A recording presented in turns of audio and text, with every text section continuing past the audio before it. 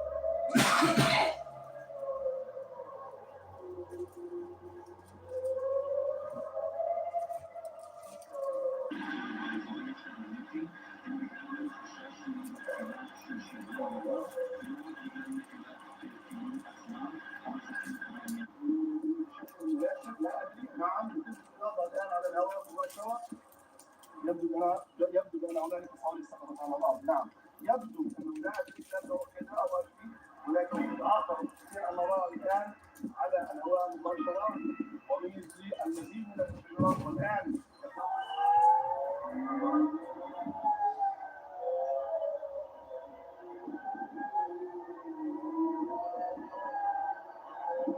هذه كلها صواريخ باليستية، صواريخ كبيرة يتم الضغط على مدينة القدس.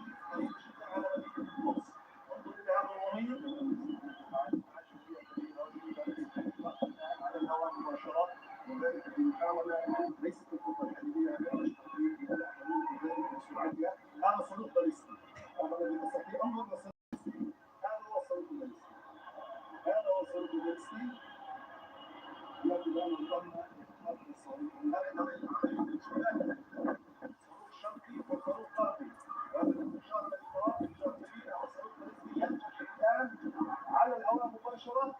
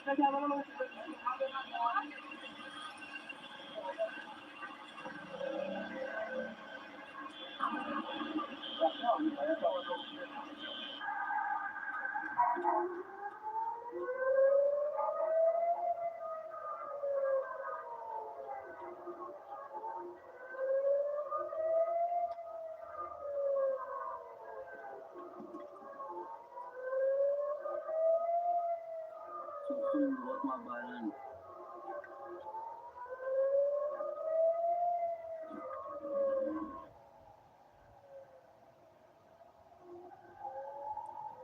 是以色列当地时间13号晚间9点多。我现在呢是在耶路撒冷，大家可以听到现在城市上空拉响了防空警报，这个声音非常的尖锐。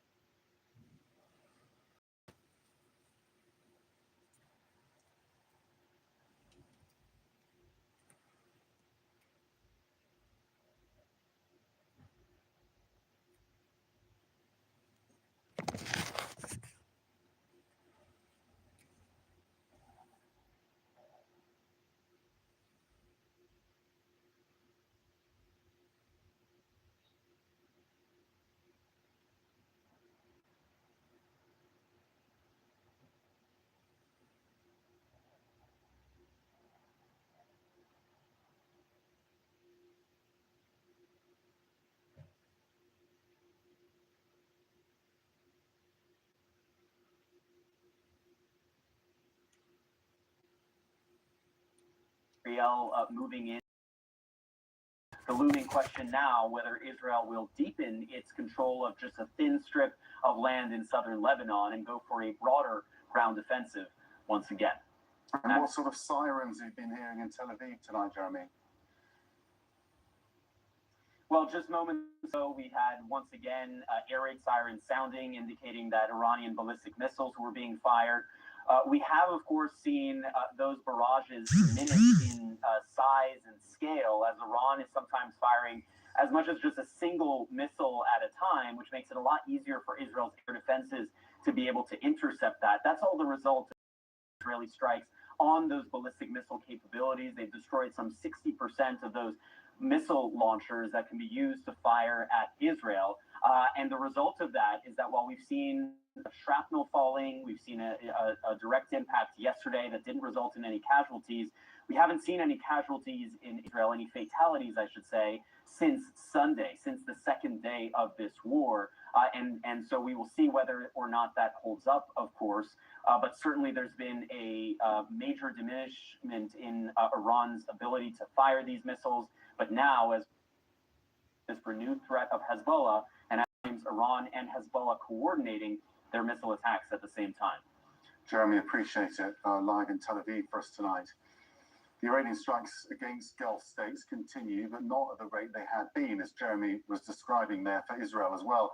Over the last 24 hours, Iran's ballistic missile attacks have decreased by 90%. US Central Command adds that drone attacks are down by 83%. This is Qatar's air defense says it successfully intercepted a drone attack targeting the US airbase earlier on Friday. Air defense are also being put to the test in Kuwait, where falling debris has caused some damage.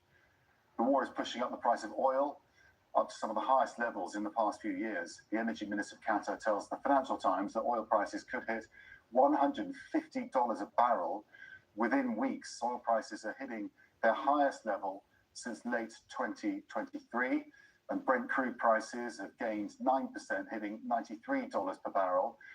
It's Saudi Arabia, though, that is the big supplier, and Nick Robertson is there for us today to give us a picture of that critical oil market.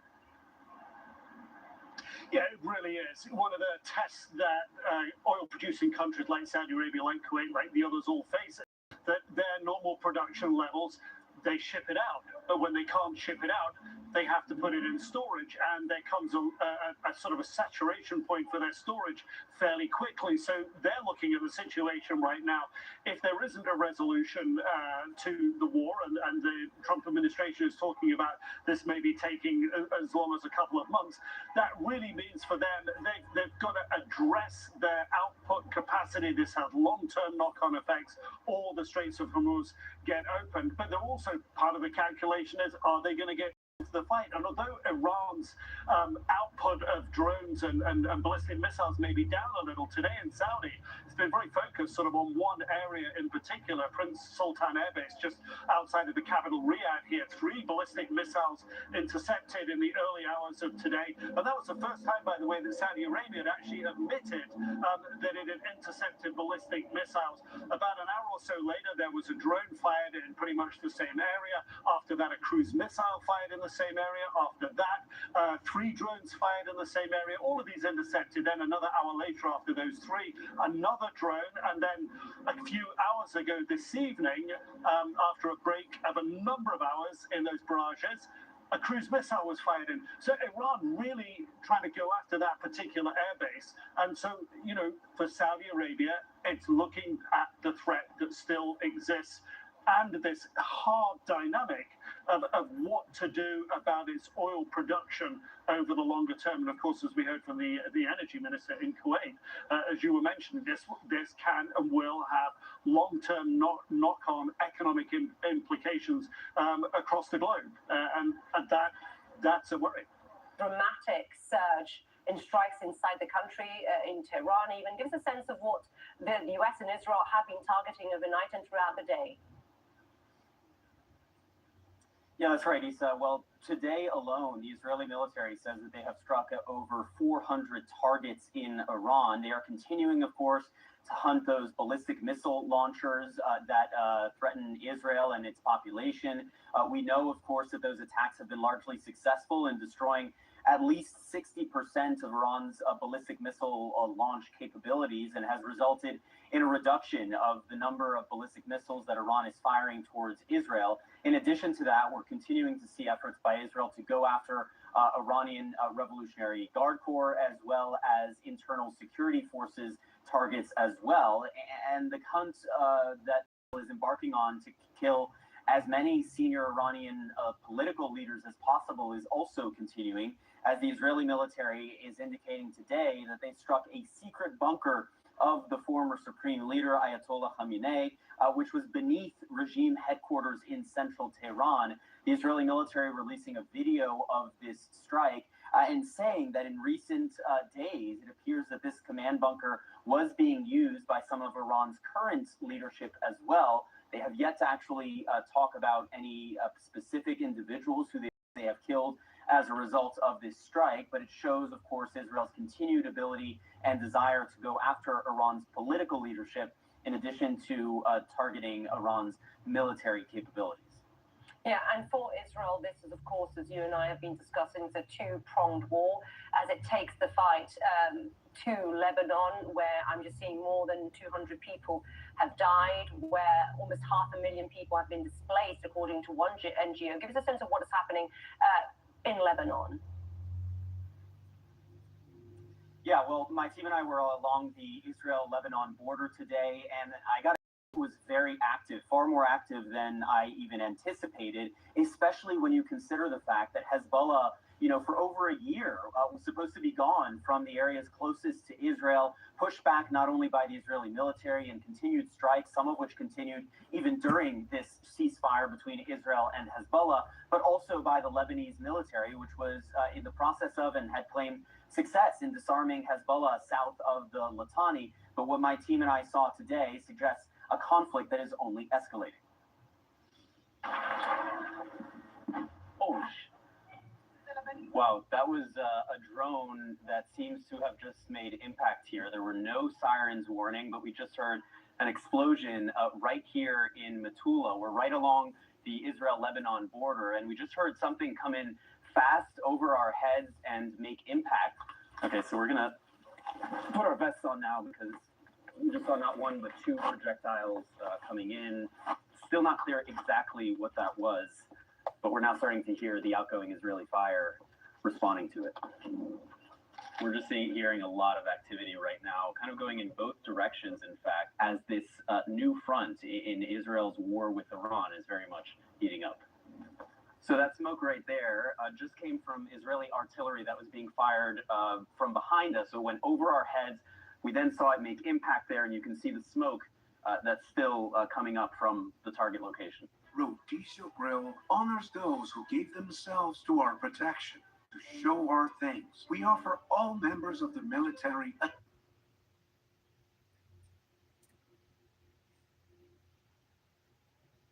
Yeah, getting very active here now.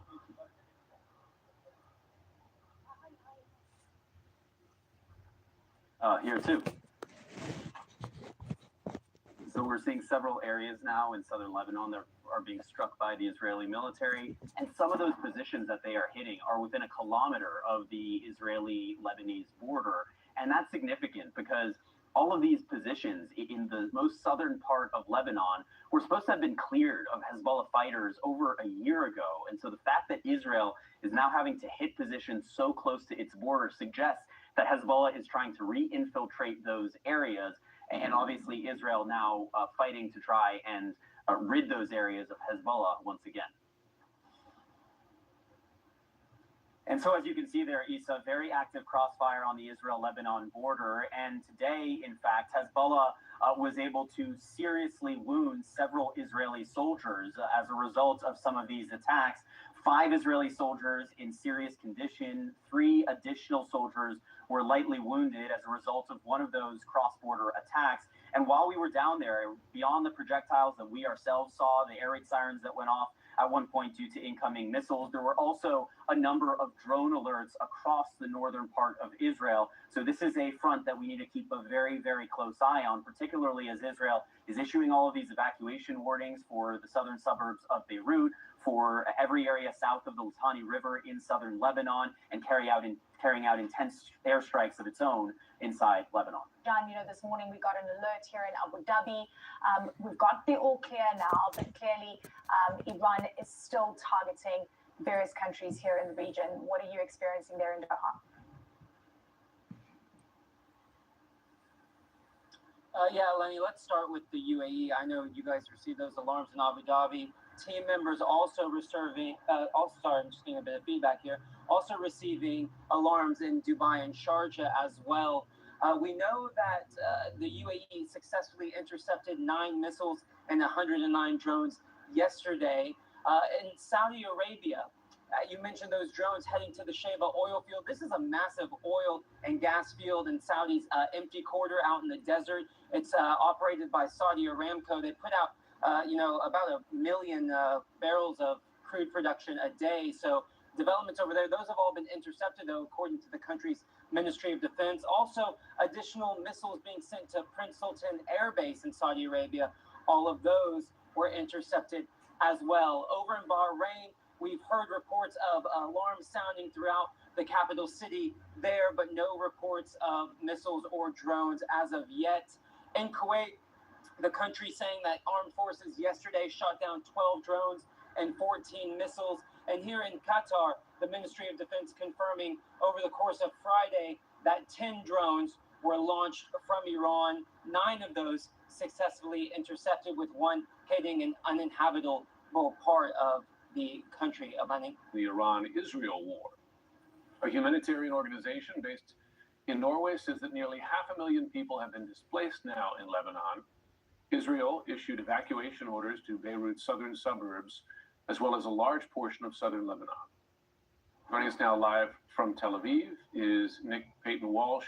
And Nick, listen, it seems now that if there was any doubt as to which partner in this war was more aggressive, there's really not much doubt now that, at least in the way they describe it, both U.S. and Israeli leaders are in it for the long haul, it seems.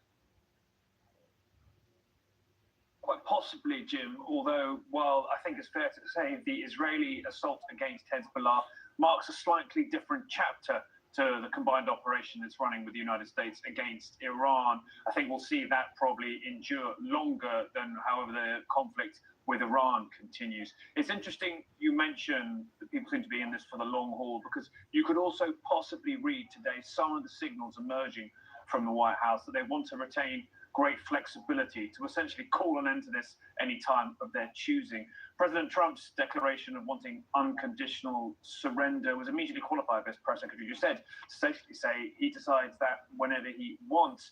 And if you remember the goals we've been hearing reiterated again and again from senior US officials, destroying Iran's missiles, its navy, and preventing it from having a nuclear weapon. That was reiterated by the White House's social media accounts just today as well. They are clearly saying they've had a 90% reduction in missile and drone launches. They say they've sunk 43 naval ships of Iran's, and it's pretty clear the nuclear program, controversial political discussion in the wings as well. So it's clear that we're seeing a very degraded Iran now, quite possibly because of these strikes, still trying to lash out. We just over here saw interceptions flying over our heads, actually, the second of two quite significant salvos here. Iran's certainly not out, but it seems that frequency of these kind of attacks reduced, Jim. Welcome back to a special edition of Outfront. War with Iran. Tonight, northern Iraq is under attack. A drone just exploding near a hotel in Erbil. Erbil is the capital of Iraqi Kurdistan. The U.S. Embassy in Baghdad in Iraq had just issued an urgent warning about explosions at hotels. And then after there was that drone at a hotel, a pro-Iranian militant group in Iraq now is claiming responsibility for the drone attacks and warning American troops and contractors that it would continue to target hotels across the country. Stunning, frightening, and also a sense of the chaos unfolding. I want to go now to Clarissa Ward. She is out front in Erbil, Iraq. And Clarissa, those drones targeting hotels, how much are attacks intensifying where you are in Erbil in Iraqi Kurdistan tonight? Well, Aaron, this was about 4 or 5 hours ago that we saw this notification basically telling people to be aware that hotels with foreigners staying in them could be under attack from Iranian-backed Iraqi militias. It's important to remember, Aaron, that there are a lot of contractors, a lot of American contractors who were working on U.S. bases until recently and who have been moved to hotels since this war began. Not literally 2 hours after that alert and warning went out, 4 drones were fired into central Erbil. Most of them were intercepted, but one of them exploded next to a Rotana hotel in the center of town. And this really sending a chill down a lot of people's spines here, because it's the first time here in Erbil or northern Iraq that we have seen a civilian target attacked like this. And now the sense is what to do with all these, not just contractors, business people who are in this area, who are obviously staying in hotels, and for many who have yet to find a clear and obvious way out, Aaron. Yes. All right. And you were also, Clarissa, at the site where a missile landed. So we'll show everyone the footage there, take a look at the impact. I mean, tell us what happened there and what you're learning now. So earlier today, Iran basically warning the whole of Kurdistan that if any of these Iranian Kurdish groups launch attacks or launch some kind of a ground offensive into Iran, that all facilities in this region will be targeted. And we actually went to... Shopping for tires used to really grind my gears. That's before I went to TireRack.com. I got the best deal hands down. TireRack even gave me 2...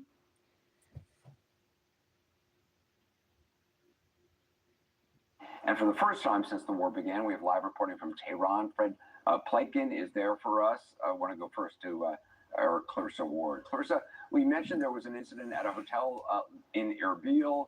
What happened? So this was earlier on in the evening, Anderson. The U.S. Embassy in Baghdad issued an alert warning people that effectively they believed there was a high risk of attacks on hotels in the Kurdistan area where high concentrations of foreigners are staying. literally 2 hours after receiving this notification, 4 drones attacked central Erbil. They were all intercepted, but one of them did explode next to a Rotana hotel in the center of town. This obviously is making a lot of people very nervous, Anderson, because here in northern Iraq, this is the first time that we have seen a civilian target attacked in this way, and it's certainly the first time we have seen groups, and these are believed to be Iran-backed militias in Iraq, explicitly saying that they are going to attack these hotels. Now, the reason that they're giving for going after these hotels, Anderson, is that there is a large number of American contractors and other contractors as well who, up until this war began, were working on bases around this area, but who have subsequently been moved into hotels in Iran, with hundreds of strikes around the Lebanese capital. Israel has ordered the evacuation of entire Beirut neighborhoods and other parts of the country. People have fled, and there is panic and large traffic jams as many try to get out.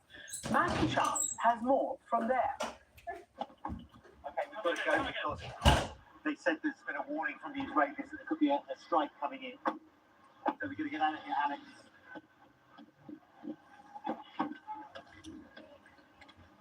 I don't know if we need to get out.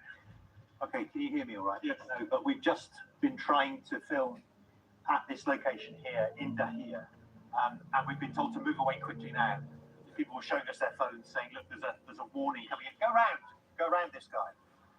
We've come into what is the most dangerous part of the Lebanese capital, which is a very important stronghold of Hezbollah, the Iranian-backed militia group. It's the place where Israel has been focusing. You can hear the gunshots outside there. That Israel has been focusing its activity, its intensive campaign of airstrikes against the Hezbollah group. That's often, we're told, a warning to those residents who don't have cell phones, who don't have that communication. Tell them there may be an Israeli strike incoming. So we're going to get out of here. I mean, this chaos that we're getting a glimpse of in South Beirut, it's all happening, remember, because in the hours after the Iranian supreme leader was killed last weekend in those US-Israeli airstrikes in Iran, Hezbollah, which hadn't struck at Israel since 2024, fired rockets and drones across the border into Israel. And this has been the response. Israel is absolutely pounding South Beirut, forcing thousands of people out of their homes, and really dragging Lebanon into a conflict that many Lebanese tell us they're not ready for and they do not want. All right, well, Dahir and the surrounding areas has hundreds of thousands of residents, and we were in a long traffic jam, I can tell you, trying to get out of there. Israel has also ordered the evacuation of vast areas of southern Lebanon, nearer to the Israeli border, to make way for military action there as well. And of course, causing a mass displacement of people, now trying desperately to escape the intensifying line of fire. Happening now here in the CNN newsroom, there's breaking news. Quote, Iran will be hit very hard, direct quote. A fresh warning today from President Donald Trump. Plus, an Iranian senior cleric now saying only a few moments ago, a new supreme leader in Iran could be chosen in the next 24 hours. And later this hour, President Trump will attend the dignified transfer of 6 U.S. service members who lost their lives in a drone strike in Kuwait during the early stages of the war with Iran. Welcome to our viewers here in the United States and around the world. I'm Wolf Blitzer in Washington, and we're following major developments, including the breaking news, a new threat of escalation from President Trump as the war with Iran enters its second week. The president warning today that, quote, Iran will be hit very hard, end quote, and he vowed to go after areas and groups of people that were previously not considered for by the U.S. Dramatic footage shows huge explosions and fires at Tehran's busiest airport after Israel launched a new attacks overnight. Israel says it used more than 80 fighter jets to carry out these pre-dawn strikes in Iran. The IDF says that its 16 Iranian military aircraft at the airport. And those attacks are happening as Iran's president delivered a remarkable national address earlier this morning. He said his country will never surrender, just a day after President Trump said he wouldn't negotiate with Iran without a, quote, unconditional surrender by Iran. The Iranian president also apologizing to those Gulf neighbors, saying Tehran would stop striking those countries as long as no attacks on Iran originated from those nations. And all of this happening as President Trump is set to attend a dignified transfer of 6 U.S. service members killed in the conflict, and that's taking place at Dover Air Force Base in Delaware this hour. We'll have extensive coverage of that. My colleague and friend CNN anchor Erin Burnett is live in Tel Aviv, and she'll be joining me for our special live CNN coverage over the next 3 hours. Erin, first of all, bring us up to speed on the situation where you are. All right, Wolf, well, you talk about the escalation over in Tehran and those pre-dawn attacks that filled the sky with smoke and fire. Here we had alerts, but I will say, Wolf, important, there were fewer today than we saw yesterday. But one thing that stands out is everyone tries to understand what this war's objectives are and what that might mean for where it goes next. The streets here, bizarrely and eerily deserted. It is a war zone, it is a war. But of course, it raises the questions on how long that can continue here and across this region. Wolf, one other thing, who's with me here in Tel Aviv in just a moment. You mentioned that news out of Tehran, the state-affiliated news agency FARS, reporting that one of the clerics of the 88 who's going to be responsible for selecting the next supreme leader said to state television, I want to give the full quote here because it's perhaps very important. He said, Ayatollah Mosafari, we have firm hope that with divine success, this work will take place within the next 24 hours. The last time, of course, there was a shift in the supreme leader all the way back about 40 years ago. It happened within 24 hours. And here we are we are now a week past, more than a week past the Ayatollah being eliminated, and still no supreme leader. Obviously, pressure now coming from within. So we're watching that because that could be very significant. All right, as promised, Jeremy Diamond is here with me in Tel Aviv. And Jeremy, that news matters. The leader of the UAE speaking out for the first time, referring to Iran as an enemy, obviously also significant. All of these things. Yeah, and the question is whether any of these regional dynamics that we're starting to see play out will either cause the situation to escalate further or whether we could see a potential off-ramp start to develop here. And especially inside of Iran, we've seen some conflicting signals about who exactly is in charge, whether or not there are some fissures that are starting to show between Iran's political leadership and the Iranian Revolutionary Guard Corps. So these are all key questions. But it certainly doesn't change the game plan for the United States and Israel at this moment, as both countries are continuing to carry out extensive strikes across Iran. Get ready. The original mega meat sale is coming to Super Saver. Stock up on beef, pork, and chicken during our biggest meat event of the year. Be your own butcher and save. Great quality, great prices. Super Saver. We sell for less. Guard Corps targets and much, much more. And meanwhile, we're still watching this activity in Lebanon as the Israeli military carried out this overnight raid where they killed at least 41 people, according to the Lebanese health ministry. This was an operation where they were trying to rescue the remains of a deceased airman who went over the skies of Lebanon in 1986, actually. His body has been missing for more than 40 years. The Israeli military carrying out this operation, and it seems to have been very deadly, and it did not result in them actually retrieving that body. There was crossfire, apparently, between the Israeli military and Hezbollah forces there as well. Tragedy there, and I know they say up to 300, according to Lebanese sources, right? People are dead there, in addition to now, 1,200 in Iran. All right, Jeremy Diamond, thank you very much. And to go to Iraq now, which has also become an important focus of this war, drone attacks sparking fires in warehouses belonging to two very important U.S. firms that operate there, the oil drilling company Halliburton and KBR, which is an oil services company, right? So right at the heart of the global economy. That attack was in the port city of Basra, crucial to oil exports, and it targeted a compound housing employees, and this is according to Reuters reporting, and it happened just hours after the United States Embassy in Baghdad warned Americans to leave Iraq. They said that some hotels up in the north and the Kurdish part of the country could be a target of pro-Iranian militias. Well, they had a heads up, but not much, because within a couple hours of that warning, a drone exploded near a hotel in Erbil in Iraqi Kurdistan. It's in fact the capital of that region. And contractors, Americans, members of the military have all been using hotels in that area. A pro-Iranian Islamist militant group in Iraq claimed responsibility for that specific attack. And our Clarissa Ward is in Erbil. She's obviously been to that site. She's our chief international correspondent. And Clarissa, what are you hearing now about this warning, that explosion, and what the risk still is for Americans and hotels? Really, hotels the only place for so many Americans where you are to go. So it's interesting, Erin, just in the last 2 hours, there have been at least 2 U.S. airstrikes on the bases of these Iran-backed militias in the Iraqi city of Mosul, a number of casualties as a result of those strikes. And these are the groups, these militias, that have just been hammering U.S. targets throughout the region, but they have also been hitting targets here in Iraqi Kurdistan. Now, you mentioned those hotels. There are so many contractors, Erin, who were working for U.S. companies on U.S. bases or U.S. oil fields who have been moved away from those installations or bases, who are being put up temporarily in hotels. And I should say it's not just 1 or 2. They're in pretty much every hotel you find here in the city of Erbil.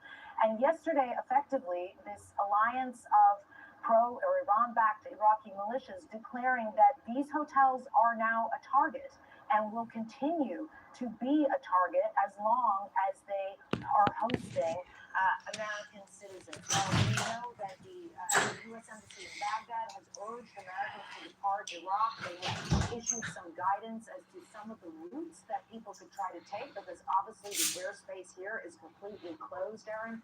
They have said that you could try to